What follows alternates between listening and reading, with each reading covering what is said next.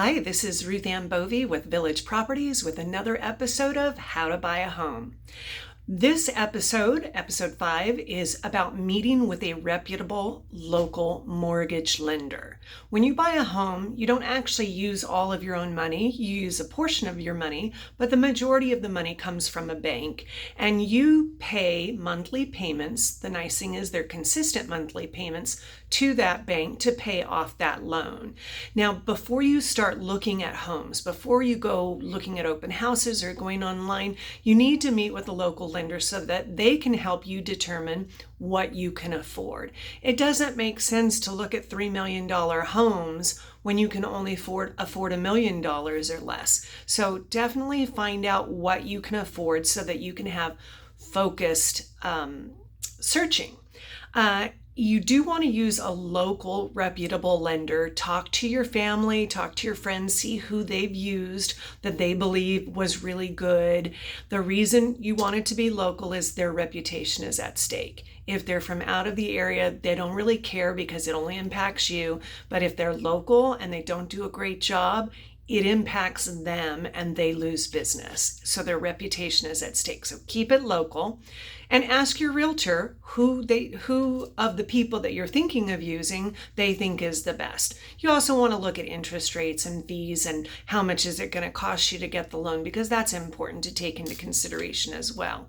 Now, you want to meet with them sooner than later so that you have time to make adjustments if needed.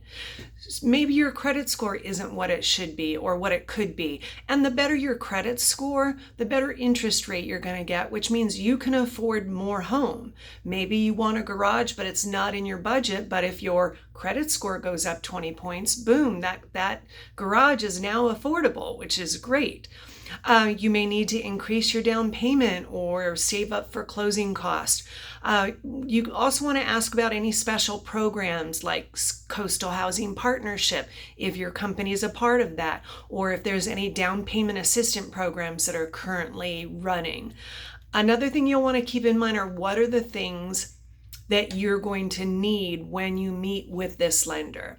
You're going to need 2 years of the full tax return, the federal tax return. They need to look at that. They need your last 2 bank statements and all of the pages of the bank statements, not just the primary ones. They want all of the pages of the bank statements.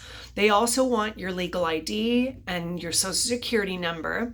They need your W-2 or 1099 from the last 2 years. They need your pay stubs for the last 30 days. And they need proof of other sources of income. For instance, if you're getting child support or if you're getting spousal support, or maybe you have a trust that is giving you money every month, they'll want to see proof of that as well. Once you have all of those things together, get in touch with that lender, go get pre-approved, get fully approved if you can. It's the great next step to really get you focused on buying a home. Thanks so much, and I look forward to helping you be a homeowner someday.